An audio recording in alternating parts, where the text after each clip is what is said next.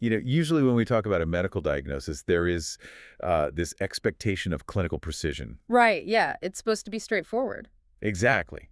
Like if you fracture your radius, the X-ray displays this jagged white line on a black background. The doctor points to it, and there is a highly specific mechanical protocol to fix it. It's entirely binary. I mean, the mechanism of injury is obvious, the pathology is isolated, and the treatment pathway is completely standardized. Right. And we desperately want to apply that exact same clean binary logic to global crises. We really want to believe that when a massive disruption hits a population, civil war, an earthquake, an outbreak, that the damage functions just like a broken bone. We do. We assume the injuries are obvious. Yeah, and that the solution is just a matter of airdropping in the right technical fix, or the right doctors, or the right shipping containers of medicine. But step into a conflict zone or the aftermath of a major disaster, and that X-ray machine just shatters completely. It really does. It becomes a completely different landscape. It does. We are looking at a diagnostic landscape where the vast majority of people don't die from bullets or collapsed buildings. They die from the silent, complex unraveling of their entire society. So today, we are taking a hard look behind the curtain of the global humanitarian machine. And it is a very complex machine. Oh, absolutely. We're looking at the invisible, generational ripple effects of conflict on human biology, the deeply flawed architecture of the international aid system trying to patch those wounds, and honestly, the aggressive power dynamics within the academic institutions that dictate how all of this is even studied. It's a massive, tangled web of cause and effect. Yeah. To truly understand it, we are synthesizing data today from a stack of critical academic and policy research that fundamentally challenges the conventional wisdom about global health, warfare, and the actual business of aid. Which means we have to start by completely redefining what a war casualty actually is. Okay, let's unpack this. Let's start with the sheer scale of the population we are talking about, because the numbers are staggering. They really are. We are looking at World Bank data, indicating that roughly 2 billion people currently live in areas classified as fragile or conflict affected. 2 billion. That is a massive portion of the globe. Right. And within that 2 billion, 68.5 million are actively displaced. And, when we hear the word displaced, the immediate mental image is a column of refugees crossing an international border seeking asylum in a neighboring country. Sure, that's the classic media portrayal, but the data tells a much more localized and arguably more dangerous story. How so? Well, the reality is that nearly 60% of those 68.5 million people never actually cross a border. They are internally displaced persons, or IDPs. Okay, IDPs. Right, so they are fleeing violence, but they remain geographically trapped within the borders of their own collapsing state. And this is a critical legal and logistical distinction. Because of the borders. Exactly. When you cross a border and become a refugee, you trigger a specific framework of international legal protections. You theoretically gain access to the United Nations High Commissioner for Refugees and a whole apparatus of global aid. But if you are an IDP, you are still legally under the jurisdiction of your home government. Precisely. And in a civil war context, that home government might be the exact entity bombing your neighborhood. Wow. Yeah. You are legally tethered to a state that cannot or will not protect you. Consequently, historical epidemiological data consistently shows that IDPs face significantly higher mortality rates than refugees who manage to cross into a neighboring country. They are essentially orphaned by the international system. That is a terrifying position to be in. And the nature of how those populations die has undergone a radical transformation over the last century, hasn't it? It has. There is a specific statistical shift in the demographics of war casualties that completely upends how we think about modern conflict. Let's get into those numbers. If you look at the major conflicts of the early 20th century, the violence was relatively contained to professional militaries. In World War I, roughly 1 in 7 deaths were civilians. Just 1 in 7. Right. The casualties were concentrated in the trenches. But as the century progressed, the strategy shifted toward total war. By World War II, with the normalization of carpet bombing cities and targeting industrial centers, civilians suddenly accounted for 2/3 of the total deaths. That is a huge jump. And it gets worse. Fast forward to the urban conflicts of the 1990s and beyond, and civilians account for up to 90% of conflict-related casualties. 90%. So the battlefield is no longer a distinct geographical location. The battlefield is the power grid, the municipal water supply, and the local hospital. Exactly. And within that 90% civilian casualty rate, we run into this concept of the 9-to-1 ratio. The 9-to-1 ratio, what does that mean? The 9-to-1 ratio is a heavily researched baseline in public health literature. It suggests that for every one person killed directly by kinetic violence, a bullet, a mortar, a landmine, 9 people die from indirect causes. 9-to-1. Now, that ratio fluctuates wildly depending on the specific conflict, the geography, and the duration of the violence. But the fundamental principle holds true. Indirect mortality always eclipses direct trauma. So what actually kills those 9 people? I mean, if we remove the weaponry from the equation, what is the actual mechanism of death? The mechanism is the destruction of the social determinants of health. Okay, social determinants of health. Yeah. These are the underlying, often invisible structures that keep a human population alive on a daily basis. Let's look at the cascading failure of a municipal power grid in a conflict zone. Right. It's not just that the lights go out. Without electricity, the municipal water treatment pumps fail. Within days, sewage begins mixing with the drinking water supply. People have no choice but to drink contaminated water. Suddenly, you have a massive cholera outbreak. Wow, just from the power going out. Exactly. And simultaneously, without power, the cold chain fails, meaning the refrigerators at the local clinics lose power and all the vaccines for measles and polio spoil. So you have a simultaneous explosion of waterborne diseases and a complete loss of preventative immunity for the pediatric population. Precisely. And that is before you even factor in the collapse of agricultural supply chains, meaning food cannot reach the markets, leading to severe acute malnutrition, which severely compromises the immune system. Right. The population is dying of entirely preventable ancient diseases because the modern scaffolding of their society has been kicked out from under them. What's fascinating is how the baseline health of a society dictates the exact flavor of the crisis when that scaffolding collapses. One of our sources contrasts the health impacts of conflicts in sub-Saharan Africa with the conflict in Syria. It is a perfect illustration of how conflict acts as a multiplier of pre-existing vulnerabilities.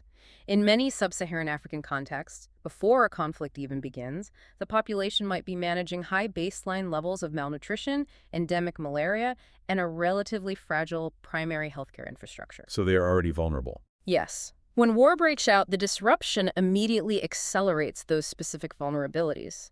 The indirect death toll is heavily skewed toward infectious diseases and maternal and child mortality. But then you look at a country like Syria. Before the war, Syria was a functioning middle-income country. Yes, and pre-conflict, Syria had already undergone what public health experts call an epidemiological transition. Let's define that because it's a really crucial concept. An epidemiological transition happens when a society modernizes, gains access to clean water, sanitation, and basic medicine. And as a result, the population stops dying young from infectious diseases like tuberculosis or cholera. Because they have modern medicine. Right. Because they are living much longer, the primary burden of disease shifts to chronic, lifestyle-related, or age-related conditions, non-communicable diseases, or NCDs. So pre-war Syria was dealing primarily with cardiovascular disease, type 2 diabetes, hypertension, and cancer. So when the Syrian health system was dismantled by the war, we didn't just see cholera. We saw a massive, unprecedented spike in mortality from chronic conditions. People were dying because they were cut off from their dialysis machines or their chemotherapy regimens were interrupted. Exactly. But here is where someone looking at the raw data might push back, right? If a 65-year-old man in Aleppo had advanced heart disease before the first shot was ever fired, and he dies of a heart attack during the war, isn't that just the natural progression of his pre-existing condition? Why should we blame the conflict for those deaths? If we connect this to the bigger picture, we have to analyze the mechanism of his specific mortality. Chronic diseases like diabetes or hypertension are highly sensitive to continuity of care. Continuity of care, right? A patient with hypertension can live another 20 years if they have uninterrupted access to beta blockers and a stable diet. But when the conflict destroys the pharmaceutical manufacturing plants, when blockades prevent the delivery of essential medicines, and when hyperinflation makes a basic vegetable completely unaffordable, that patient's blood pressure spikes uncontrollably and they stroke out. Oh. The disease was pre-existing, sure, but the lethal outcome was entirely manufactured by the war's disruption of the supply chain. The conflict is the cause of death. Just imagine trying to manage, your child's severe asthma When the local pharmacy has been reduced to rubble, the roads are impassable due to sniper fire, and a single rescue inhaler on the black market costs 2 months' It wages. would be terrible. The anxiety alone will be suffocating. And these cascading effects don't miraculously evaporate the moment a peace treaty is signed. The research points to these profound intergenerational biological impacts. Conflict literally alters the biological trajectory of the unborn. Let's trace the mechanism of maternal malnutrition.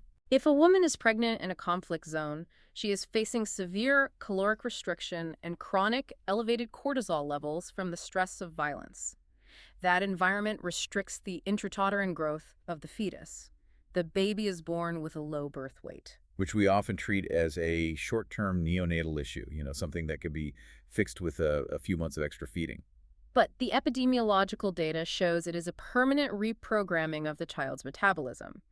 That low birth weight fundamentally alters how their body processes sugars and fats, biologically hardwiring them to have a significantly higher risk of developing cardiovascular disease, obesity, and type 2 diabetes in their 40s and 50s. That's incredible. Therefore, a war fought in 2024 is directly seeding an epidemic of heart attacks in 2074. This is why economists and the World Bank state that civil wars delay a country's GDP growth by an average of 30 years. You are stunting the physical and cognitive potential of an entire generation. It is development in reverse. Which brings us to a much darker realization. Up until now, we've been discussing these destroyed supply chains and bombed power plants as if they are the tragic, unintended byproducts of two armies fighting. Right. But the sources make it abundantly clear that the destruction of health is frequently the actual objective. We have to confront the deliberate weaponization of health and basic human needs. The suffering we are talking about is not just collateral damage. It is a calculated, tactical choice designed to maximize biological and psychological damage to a civilian population. The sources outline the terrifying specifics of these tactics. Let's examine gender-based violence, or GBV. In the media, sexual violence in war zones is often framed as a tragic lapse in discipline, an unfortunate byproduct of young men with guns in lawless environments. But the research insists it is a deployed weapon. It is a systemic military strategy used to humiliate, terrorize, and ultimately dismantle the social cohesion of a community. The sources point specifically to the decades of conflict in the Democratic Republic of the Congo, where sexual violence has been utilized with horrifying systematicity. And to understand why it's a weapon, you have to look at the physical and social aftermath. Yes. Victims often suffer catastrophic injuries, specifically traumatic fistulas. A fistula is a severe internal tear between the birth canal and the bladder or rectum. It leaves the victim completely incontinent. And beyond the sheer physical agony, the social consequences are completely devastating. Entirely. Because the victim is incontinent and constantly leaking waste, they are frequently abandoned by their husbands and entirely ostracized by their communities. They become social pariahs. That is just brutal. And because the medical infrastructure in the DRC has been decimated by the exact same conflict, these women have zero access to the complex, specialized reconstructive surgery required to repair a fistula. The armed groups know exactly what they're doing. They are inflicting a lifelong, socially isolating wound that slowly erodes the foundational unit of the community. It's biological sabotage. And we see similar tactics regarding basic sustenance. The sources bring up historical examples like Operation Turkey by Rhodesian forces, which was the systematic, intentional destruction of civilian food supplies, and the deliberate contamination of wells in Sudan in the 1990s. From a cold, tactical perspective, laying siege to a city, burning agricultural yields, or poisoning a water table is vastly cheaper and more efficient than fighting a prolonged infantry battle. Right, because you don't need troops. Exactly. You are turning basic human biology, the absolute requirement for daily caloric intake and hydration, into an exploitable vulnerability. You are outsourcing the killing to starvation and cholera. And if you are trying to maximize that biological damage, the most brutally efficient way to ensure the population dies is to eliminate the people trying to save them. Yes, the healthcare workers. The statistics regarding the targeting of healthcare workers in the Syrian conflict are staggering. Physicians for Human Rights documented over 800 health workers killed and more than 360 targeted attacks on medical facilities. It is a blatant, highly visible violation of the Geneva Conventions and international humanitarian law. Historically, the global medical community tried to maintain a stance of strict neutrality. Their job was simply to treat the wounded, regardless of the politics. Just heal people. But modern public health experts argue that when the tactic of war is the pathogen, neutrality becomes complicity.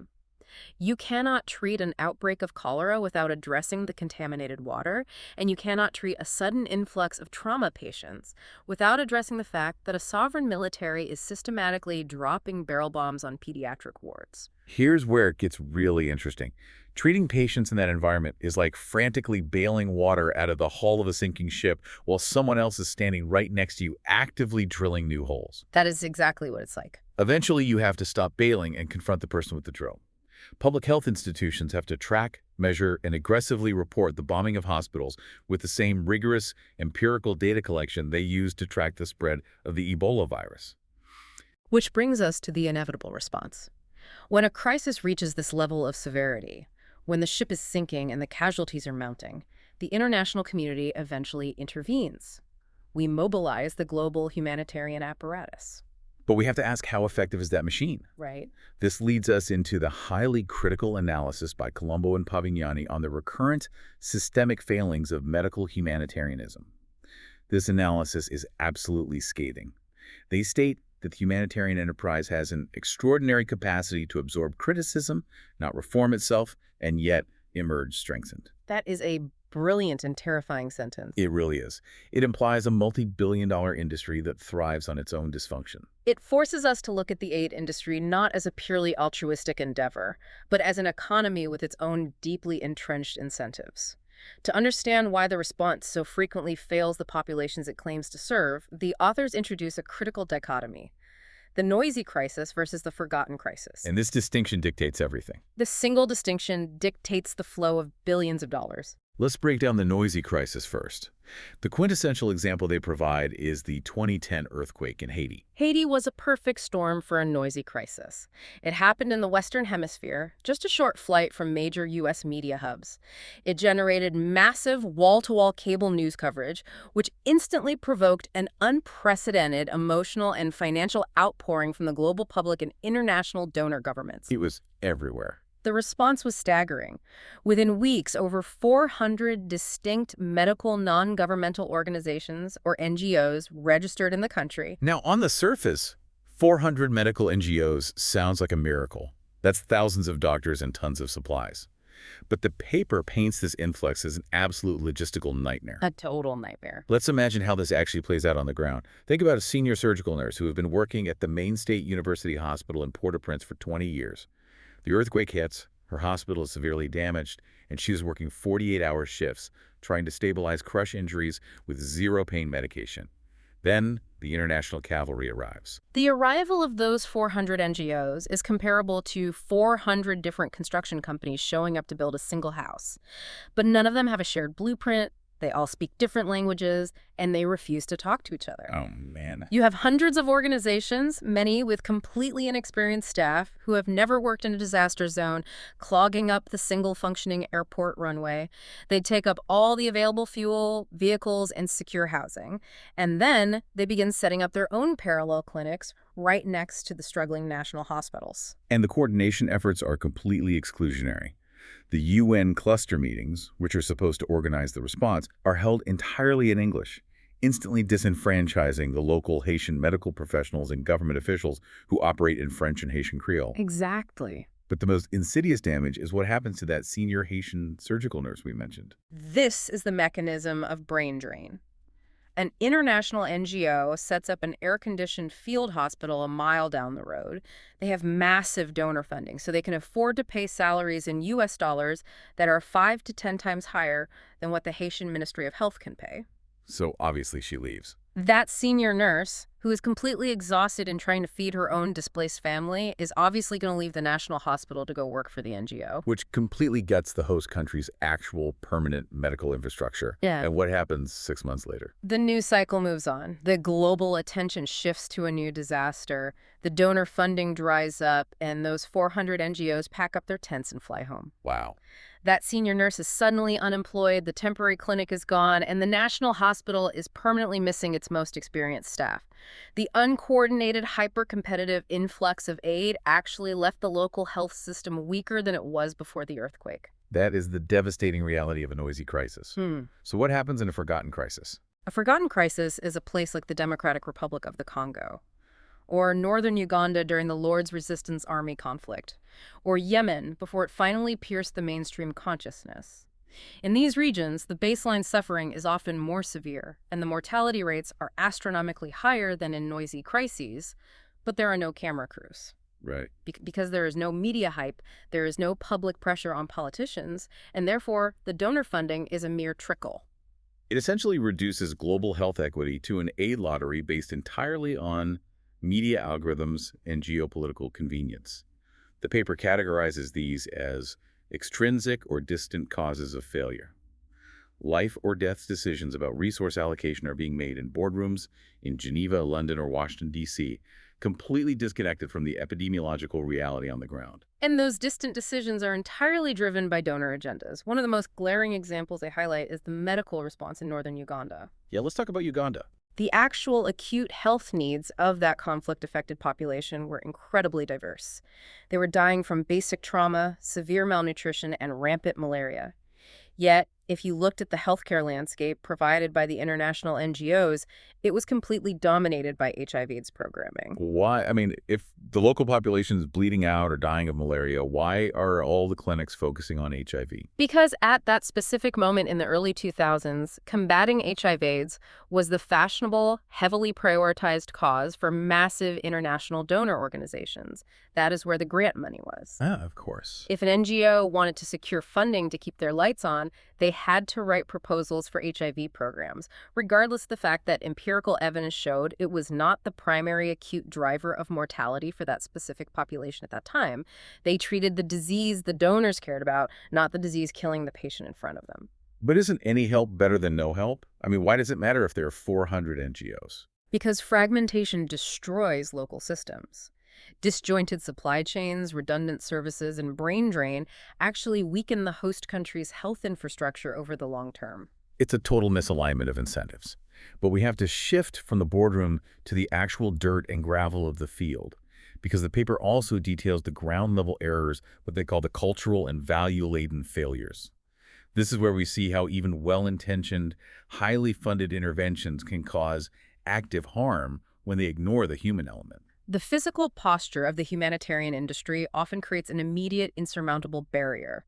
For security protocols and liability reasons, international aid workers are frequently housed in highly fortified compounds behind barbed wire. Right. They travel through the crisis zones in convoys of white SUVs with the windows rolled up. They are completely segregated from the beneficiaries they are supposed to be serving. This extreme social and physical boundary creates a very low-trust environment, which becomes a breeding ground for rumors, resentment, and suspicion. And we saw exactly how lethal that lack of trust can be during the 2014 to 2015 Ebola crisis in West Africa. The initial international response to the Ebola epidemic is a tragic, textbook case study in cultural blindness. The global health apparatus rushed in with a purely biomedical blueprint. They understood the virology perfectly. Ebola is highly infectious through contact with bodily fluids, particularly after death. So they acted on the virology. So they implemented highly clinical protocols, they declared strict quarantine zones, restricted local movement, and deployed teams in terrifying full-body hazmat suits to immediately confiscate and incinerate the bodies of the deceased. Which from a cold epidemiological standpoint stops the chain of transmission. But what did they completely fail to understand? They completely ignored the complex, deeply entrenched social fabric and sacred burial practices of the local communities. In many West African cultures, washing and preparing the body of a deceased loved one is an absolutely vital, profound act of respect and spiritual duty. Wow, so the hazmat suits were offensive. To the local population, these faceless outsiders in spacesuits were storming into their villages, kidnapping their sick relatives who were never seen again, and deeply disrespecting their sacred rites. It looked like a hostile invasion. Exactly. And the result was disastrous. Terrified communities lacking any trust in the responders began to actively evade the authorities. They hid their sick loved ones in their homes. They smuggled bodies out of quarantine zones to bury them in secret. The heavy-handed, culturally deaf response perversely accelerated the transmission of the virus because it drove the epidemic completely underground. It wasn't until the medical responders finally brought in sociologists and anthropologists to bridge that trust gap, to sit down with local religious leaders and negotiate safe, modified but culturally acceptable ways to mourn that the tide of the epidemic began to turn. They had to treat the culture to treat the virus. We see a similar, though less lethal, disconnect when it comes to material goods. The paper highlights the massive issue of inappropriate drug donations. Oh, this is a huge one. Following the 2004 Indian Ocean tsunami, there was an incredible emotional desire from the global public to do something. Millions of well-meaning people and small clinics boxed up leftover medications and shipped them to the affected areas like Sri Lanka. But the reality on the ground was a logistical nightmare. The data showed that over 80% of the medicines received in Sri Lanka were completely unsolicited, unexpected, and unsorted. 80%. Think about a time you donated items to a disaster relief fund. You think you're helping, but imagine you are a local health director in a coastal town that has just been wiped off the map. You are desperately trying to set up triage tents for massive trauma injuries, and suddenly dozens of shipping containers arrive at the port. You open them, and it's a completely randomized avalanche of expired French cold medicine, half-empty bottles of antidepressants, and loose pills in Ziploc bags. It creates a massive secondary man-made disaster. Sending unsolicited physical goods to a crisis zone actively drains the most precious local resources, time and manpower. The local health authorities have to divert their desperately needed medical personnel away from patients to act as warehouse workers. They have to open thousands of boxes, attempt to translate labels in a dozen foreign languages, sort out the expired or useless medications, and then figure out how to safely incinerate tons of toxic pharmaceutical waste without poisoning the local environment. Your well-intentioned donation actually hindered the medical response. Another area where Western assumptions often cause harm is in the realm of mental health. Following a conflict or a disaster, there is an immediate rush to implement Western psychiatric frameworks, specifically targeting post-traumatic stress disorder, or PTSD. And this is highly controversial within global health circles. The problem is that deploying a Western psychiatric blueprint often medicalizes what is, in reality, a completely normal human reaction to severe ongoing distress. Medicalizing distress. Right. If a community has just survived a massacre and their homes have been burned, they are going to exhibit profound grief, anxiety, and sleeplessness. By immediately slapping psychiatric diagnoses on them, you risk heavily stigmatizing those individuals within their own culture. Yeah, making them feel broken. Furthermore, it imposes a highly individualized framework of victimhood that can inadvertently undermine the community's traditional collective coping mechanisms and natural resilience. You are treating a sociopolitical problem with a clinical label. What's fascinating here is how this friction really highlights a profound identity crisis within the humanitarian sector itself, which the paper describes as the tension between voluntarism and professionalism. Historically, humanitarianism was driven primarily by voluntarism, an altruistic, ideological, and often deeply personal imperative to simply go and alleviate suffering. But as the industry has ballooned into a multi-billion-dollar enterprise over the last few decades, there's been an aggressive push toward professionalization. The sector has become highly technical, governed by rigid standards, complex metrics, and a very specialized jargon. Let's talk about that jargon, because you hear terms thrown around like log frames and deliverables. What is a log frame and why does it matter? A log frame, or logical framework approach, is a specific project management matrix used almost universally by major international donors and UN agencies. It requires you to rigidly map out your inputs, activities, outputs, outcomes, and long-term impacts, complete with verifiable indicators and assumptions. Which sounds incredibly responsible and organized if you are an auditor sitting in an office in Geneva. But if you are a highly effective grassroots local doctor operating a clinic in a war zone, and you don't know how to speak the specific bureaucratic language of log frames, you are completely locked out of the international funding ecosystem. The professionalization of the industry has created a massive administrative barrier that further alienates the local populations and local professionals from the very systems designed to help them. And perhaps the most toxic byproduct of this highly professionalized corporate model of aid is the imperative of reputation preservation. NGOs are locked in a vicious competition for limited donor dollars. Because of this, there is a pervasive systemic culture of hiding failures. It is the ultimate moral hazard. If an NGO implements a program that completely fails, or worse, inadvertently causes harm, they are structurally disincentivized from reporting that failure. Because they'll lose funding. Exactly. If they admit to the donor that the intervention didn't work, the donor might pull the multi-million-dollar grant. So they massage the data, highlight the marginal successes, and bury the mistakes. But if an industry refuses to openly acknowledge its failures, it permanently destroys the feedback loop required for learning. The exact same errors are repeated crisis after crisis because the institutional memory is deliberately scrubbed clean. Which provides a seamless, albeit dark, transition into the most intense part of our source stack today. We are pivoting from the physical field of emergency aid to the academic institutions that actually study these crises, evaluate the data, and dictate the global health agenda. We're talking about the paper by Munira A. Rashid on the violently resistant process of decolonizing global health research. This paper is a rare, unflinching, inside look at the power dynamics within academia. It examines the relationship between high-income country institutions, the massive, wealthy Ivy League universities, and major European research centers, and low-income country institutions, the local universities researchers who actually live and work in the Global South where these crises occur. When we use the term decolonizing in this context, we aren't talking about physical territory. We are talking about dismantling a legacy of imperial power structures where the wealthy global north extracts raw resources from the global south. Except in this case, the raw resource isn't rubber or gold. It's epidemiological data, access to vulnerable populations, and academic credibility. Right. And Rashid uses a very specific, deliberate word to describe the response when local researchers push back against this extraction. She calls the process violent. She is not referring to physical violence, but rather institutional, psychological, and career-destroying violence. It is the systemic, aggressive tactics utilized by entrenched powers to maintain dominance when the status quo is threatened. She outlines specific, deeply manipulative behaviors deployed by high-income country researchers. And honestly, it reads like a corporate espionage thriller. The behaviors are designed to systematically disempower the local researcher. Rashid describes how Northern researchers will continually and baselessly question the technical competence and methodological skills of the low-income country staff, creating an atmosphere of constant self-doubt. Gaslighting, basically. Yeah, exactly. They will hold critical strategic meetings, make major decisions about the study's direction, or even travel to the research site in the host country without ever informing the local principal investigator. They essentially ghost the local expert whose country they're operating in. Exactly. And the ultimate betrayal happens at the publication stage.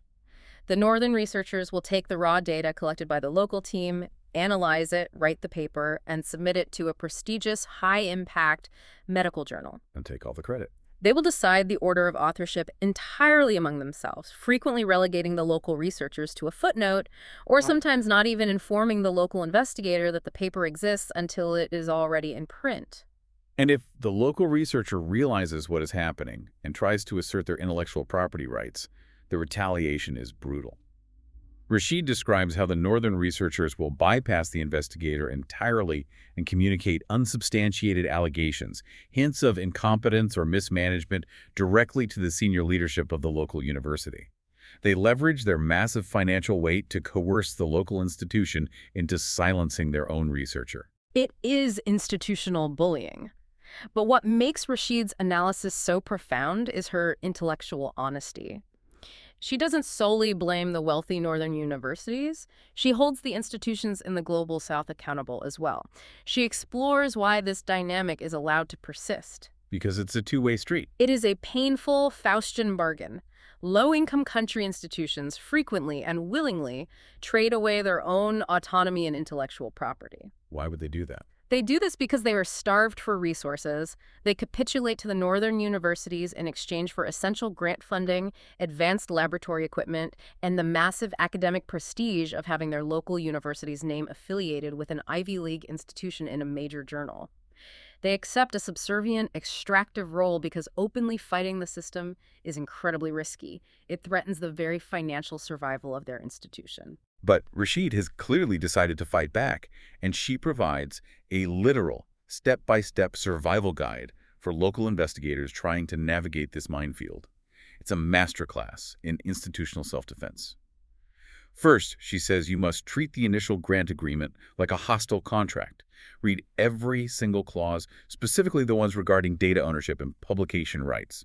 You have to establish brutally clear accountability from day one: who is the primary awardee and who is the sub-awardee. And she emphasizes that you must insist in writing that you are copied on all communications. You have to assume they will try to cut you out of the loop. She treats documentation like a weapon. Because in academia, it is the only weapon that matters. She warns that the moment you demand equity or challenge their authority, they will counterattack by claiming you are technically incompetent or disorganized. The only viable defense against that gaslighting is a meticulous, irrefutable decision log. If a strategic decision is made verbally on a Zoom call, you immediately draft the minutes of that meeting and email it to all parties, forcing them to acknowledge the decision in writing. Furthermore, she advises local researchers to aggressively build an independent public profile. Start a blog, write detailed Twitter threads about your methodology, and network fiercely outside of your specific project constraints. Why is the public profile so important? Because you need external, objective voices within the broader scientific community who know your work intimately. When the established northern powers inevitably try to smear your reputation behind closed doors, you need an independent chorus of respected peers who can publicly vouch for your capability and integrity. So what does this all mean? If I can offer an analogy here to synthesize this, the academic environment Rashid is describing feels exactly like a massive monopolistic tech conglomerate trying to crush a highly innovative grassroots startup. That's a good way to look at it. The established global powers, the Ivy Leagues, the massive NGOs, they desperately need this startup's unique product. In this scenario, the product is localized data, direct access to the conflict-affected population, and the crucial field credibility that only comes from operating locally. But the conglomerate absolutely refuses to share the patent rights, the venture capital, or the board seats. They want to absorb the startup's assets entirely while keeping the original founders locked in the mailroom. That is a highly accurate and devastating analogy. The power asymmetry is baked into the very foundation of the relationship, and this realization perfectly sets up the final, overarching thesis of our deep dive today. We have thoroughly examined how conflict destroys the biological and social fabric of health. We've seen how the traditional humanitarian aid response is frequently fragmented, culturally blind, and sometimes actively harmful. Yeah. And we've just unpacked how the academic research evaluating it all is steeped in colonial power dynamics and institutional bullying. So the ultimate question remains, how do we fix a machine that's thoroughly compromised? Enter Paul B. Spiegel. His paper looks at this entire sprawling, multi-billion-dollar dysfunctional apparatus and makes a profound diagnostic distinction. He states, unequivocally, that the global humanitarian system isn't just broke. Wait, I shouldn't say it like that. He says it is fundamentally broken. And that semantic distinction is everything. If a system is merely broke, the solution is simple. You just inject more capital. You write a bigger check. But Spiegel argues that the engine itself is fatally flawed. Right. He points out that despite the astronomical sums of money involved in 2015 alone, global humanitarian appeals reached a staggering $28 billion. Only 45% of that funding was actually realized. The system is essentially bankrupting itself, trying to operate a highly inefficient, centralized model built for the mid-20th century in a complex, protracted 21st century world. But Spiegel doesn't just diagnose the disease. He writes the prescription. He offers a comprehensive blueprint for the future of global response, structured around 4 key pillars. Let's walk through them, starting with Pillar 1, which is the centrality of protection. When we hear the word protection in a humanitarian context, it usually conjures images of human rights lawyers arguing over the Geneva Conventions in a pristine UN building. It's theoretical. Spiegel argues that protection must be dragged out of the courtroom and operationalized on the ground. He asserts that health interventions are protection interventions. Give me a concrete mechanical example of what operational protection actually looks like in the field. It looks like the architectural design of a refugee camp latrine. A latrine. Yeah. If you build a communal latrine facility in a camp, but it is poorly lit, located far from the sleeping quarters, and the doors do not have locks on the inside, you have just created an environment highly conducive to gender-based violence at night. By simply installing internal locks and solar floodlights, a basic sanitation engineering project becomes a critical, life-saving protection intervention. That makes perfect sense. It also means training frontline maternal health nurses to discreetly identify the physical and psychological markers of human trafficking or domestic abuse when a patient comes in for a routine prenatal checkup. Protection isn't a separate, siloed legal department. It must be the foundational lens through which every single medical and logistical action is viewed. It's about anticipating vulnerability. Pillar 2 tackles what is often referred to in NGO jargon as the humanitarian development nexus. Stripped of the jargon, this is really an argument about ending the archaic permanent camp system, isn't it? Absolutely. For the last 70 years, the international reflex to a displacement crisis has been to build parallel universes. A civil war erupts, a million people cross a border, and the international community swoops in to construct a massive tent city in an empty field. They truck in their own water, they build their own temporary clinics, and they set up their own schools. It is an entirely separate ecosystem completely divorced from the host nation's infrastructure. And the fundamental flaw is that these temporary camps rarely remain temporary. Precisely. Due to the protracted nature of modern conflicts, people end up living in these canvas tents for 10, 20, or sometimes 30 years. Entire generations are born and raised in a state of suspended animation, entirely dependent on international aid. Spiegel argues we have to abolish this model. We must integrate displaced populations directly into the national healthcare systems, the educational grids, and the local economies of the host countries. So mechanically, how do we do that? If a million refugees suddenly cross the border into a poor rural district, the local hospital is going to be completely overrun. Right, which is why the funding models have to radically change. Instead of the UN taking $50 million to build a temporary field hospital in a refugee camp, they need to take that $50 million and hand it to the host nation's Ministry of Health to massively upgrade and expand the capacity of the existing district hospital. So you invest in the local infrastructure. Exactly. You build new surgical wings, hire more local doctors, and upgrade the local power grid so that the hospital can serve both the influx of refugees and the local host population simultaneously. And the economic research heavily supports this integration. Refugees are frequently portrayed in political rhetoric as an unavoidable drain on a nation's resources. But the data shows that if refugees are legally permitted to work, move freely, and participate in the society, they act as a massive economic stimulant. Yes, they do. They increase local consumer demand, they expand the labor force, and they drive economic growth in the host communities. But to achieve this, international donors have to completely dismantle their own internal bureaucracy. They have to stop artificially separating short-term emergency relief grants from long-term development loans.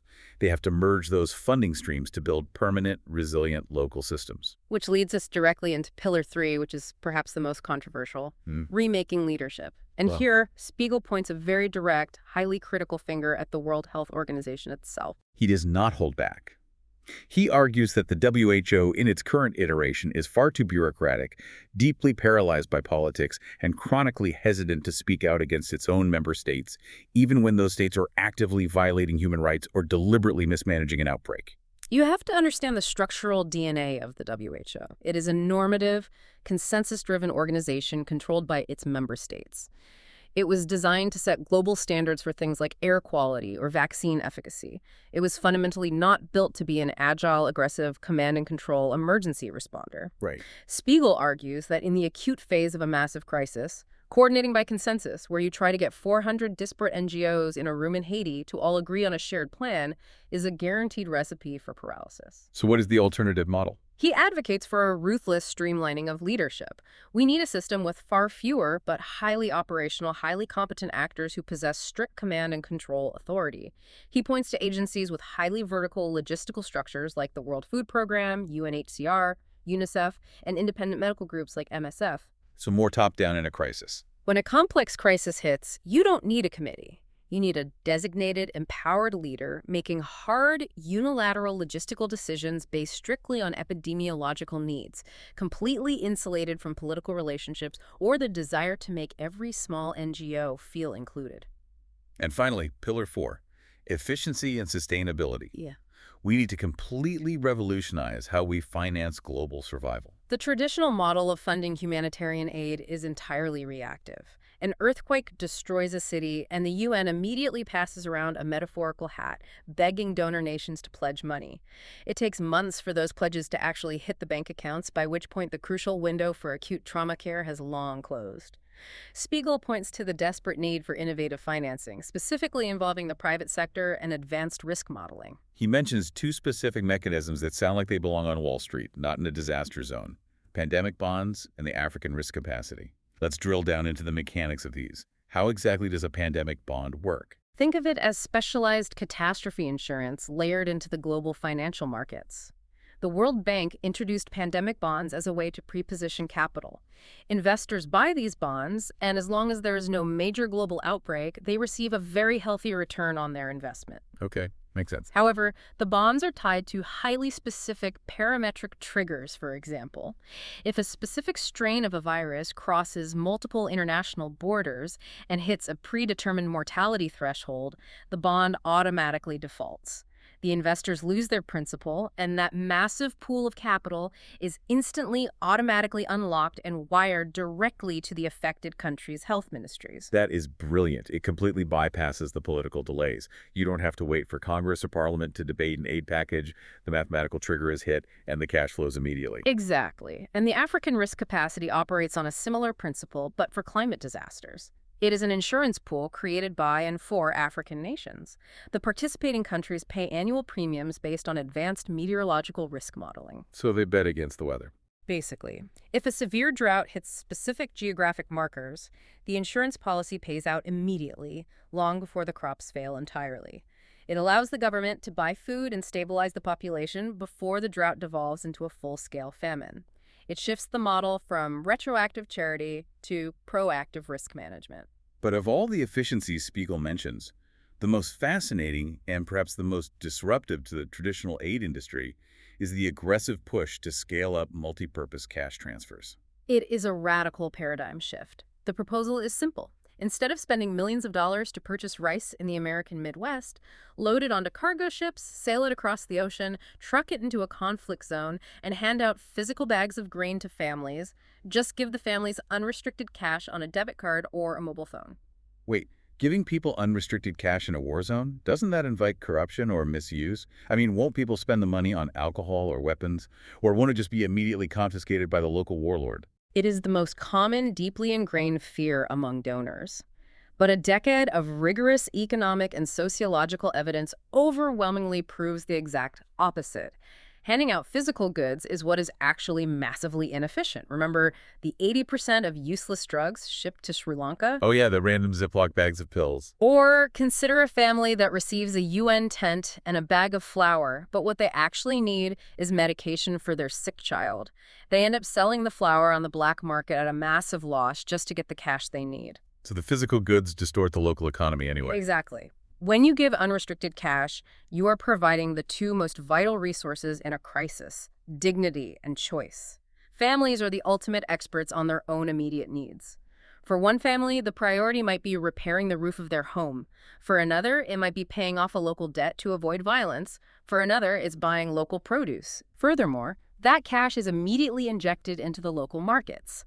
The family buys vegetables from the local farmer, who then buys tools from the local blacksmith. It rapidly stimulates the shattered local economy, facilitating a much faster organic recovery. That is a brilliant way to reframe it. You are trusting the individual over the institution. But applying cash transfers to complex needs like healthcare isn't as simple as buying vegetables, is it? That is the frontier of the challenge. Cash works brilliantly for shelter and food, but you cannot simply buy complex neurosurgery or a reliable supply of antiretroviral drugs at the local bazaar. Applying cash transfers to specialized secondary healthcare or complex educational systems requires much more sophisticated structuring and market support. But the overarching philosophy remains. The humanitarian system must radically decentralize. And this raises an important question, perhaps the defining question for the future of global health.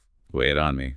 In 2016, at the World Humanitarian Summit, the major global powers and aid organizations agreed to something called the Grand Bargain.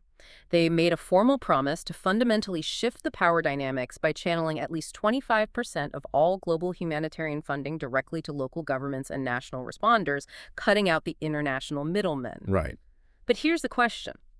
Are the massive UN agencies and the billion-dollar international NGOs institutions that have built massive headquarters and employ tens of thousands of Western expatriates actually willing to relinquish their power, their influence, and their multi-million-dollar grants to local actors? Are they willing to systematically dismantle the very empire that employs them in order to save the system? That is the multi-billion-dollar question. Hmm. And it requires those massive institutions to willingly cede control, which, as we just learned from Munir Rashid's paper on the violent resistance to decolonizing research, they are historically and institutionally opposed to doing. It is a profound structural paradox. We have the data. We know the mechanical solutions integration, cash transfers, decentralized power, and operational protection. But generating the political and institutional will to implement those solutions requires a level of organizational suicide that is incredibly difficult to achieve. We have covered an immense landscape of information today. Let's briefly retrace the path we've taken. We started by looking past the obvious kinetic explosions of war to understand the invisible generational biological ripples, how the targeted destruction of a power grid causes immediate cholera, and how the trauma of maternal malnutrition biologically programs the heart disease of adults 50 years from now. Yeah. We examined the cold, calculated reality of how human bodies and basic needs are deliberately weaponized as tactics of war. We then waded through the chaotic, fragmented, and frequently harmful reality of the medical humanitarian machine. We saw how the uncoordinated influx of foreign aid can actively hollow out a host country's health infrastructure through brain drain, or bury local health officials under literal mountains of unsolicited toxic medical waste. We took a hard, uncomfortable look at the academic boardrooms of global health research, exposing how local experts are systematically marginalized and bullied by the very wealthy institutions claiming to study these crises. And finally, we explored Spiegel's radical blueprint for a modernized, decolonized system, a system that demands the end of permanent refugee camps, the integration of displaced people into national health grids, the massive expansion of cash transfers, and a shift toward proactive, algorithmic financing. The ultimate goal of this deep dive was to provide you with a new diagnostic lens. Being genuinely well-informed requires looking past the dramatic, immediate headlines of a disaster. It means asking the difficult structural questions. How is the specific relief actually being managed on the ground? Who is holding the purse strings and dictating the narrative? And what permanent infrastructures are being either built up or systematically dismantled for the generations to come? It's about seeing the architecture behind the emergency. But before we sign off, I want to leave you with one final, deeply complex concept to ponder. A scenario that builds on everything we've discussed today, but pushes it into the very near future. We talk extensively today about the necessity of integrating displaced people into the national health systems of their host countries. That is the progressive desired goal. Right. But as climate change drastically accelerates, the math of global displacement is going to fundamentally change. We are looking at the potential displacement of hundreds of millions of people in the coming decades as entire coastal regions succumb to sea level rise and massive equatorial agricultural belts become simply too hot to inhabit. The sheer scale of impending climate displacement will completely dwarf the conflict-driven displacement we are analyzing today. Exactly. So the very definitions we rely on, refugee, internally displaced person, and even the concept of a citizen are going to blur entirely. If our ultimate solution right now is to seamlessly integrate displaced people into a host nation's functioning systems, what happens when those host nation systems are themselves drowning under unprecedented climate stress? It's a huge problem. What happens when the country you flee to is experiencing systemic ecological and economic collapse just as rapidly as the country you left? Will the reality of the near future force us to abandon the entire concept of national health systems entirely? Are we going to be forced to architect a truly borderless planetary health safety net just to survive the century? It is a terrifying but mathematically necessary question to ask as we look toward the horizon. The fragmented, nationally siloed models we operate today will absolutely not hold the weight of tomorrow's climate reality. So keep that structural perspective in mind the next time you see a crisis unfolding on your screen. Remember the X-ray analogy we started with. When you look at a conflict zone or a disaster area, don't just look for the clean, obvious fractures, the rubble, and the direct casualties. Look for the murky, invisible damage spreading through the social determinants of health, the failing supply chains, the boardroom power dynamics, and the generations yet to be born. That is where the true mechanics of the crisis operate. Thank you for taking this deep dive with us today. Keep asking the hard questions, and we will see you next time.